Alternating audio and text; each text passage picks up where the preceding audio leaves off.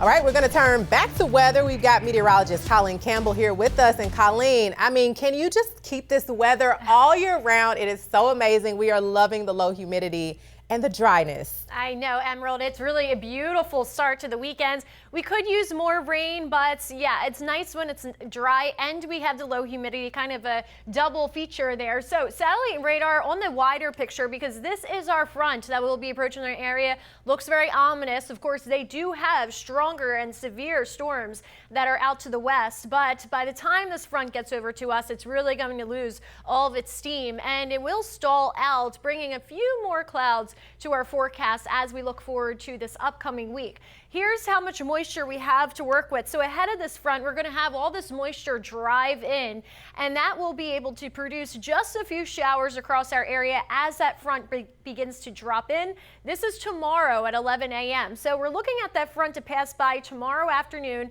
Now we're jumping into Monday, time up there in the right-hand corner. Dry air, our first round of dry air, starts to filter in behind this upcoming front. Then as we move into this upcoming week around Tuesday, Wednesday timeline, this is Wednesday at 6 a.m. The front, another front, secondary, but it is weaker, drops in again. This one won't produce as much rain, but probably not a lot of rain at all, to be honest, but it will bring some lower dew points for us, and that will bring another bout of drier air. Now, as long as we have this dry weather in the forecast, that helps us out with tropics, because these troughs basically act as nice little shields when it comes to tropical development or anything trying to spin our way.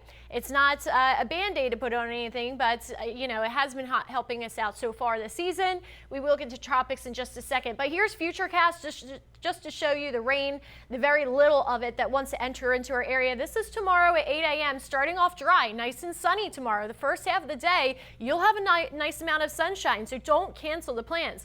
It's not until about 3-4 o'clock that we start to see those showers approach the Nature Coast, Citrus County looking at you, and then as we move into about 5 p.m., 6 p.m., we will have a couple downpours, especially for those areas west of I-75 and areas north of I-4. Now again, this front will lose some of its power, but it will try to push on through as we enter into tomorrow night. So we will have some downpours for parts of the area, mainly for those northern sections. Basically anybody north of Tampa, you guys have the better shot of rain than say Sarasota or Manatee counties. You guys will probably be on the drier side because again, most of this front is going to move from west to the east and really affect our northernmost locations, giving them some rain.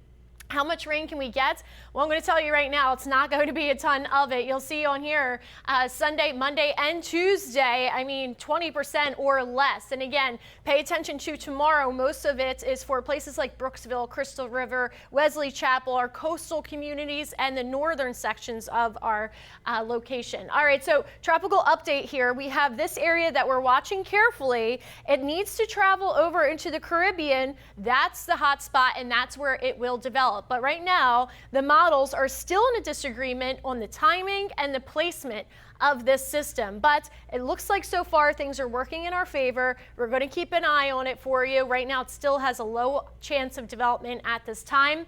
7-day forecast here. You see a nice stretch of sunshine on the way with that second front next week.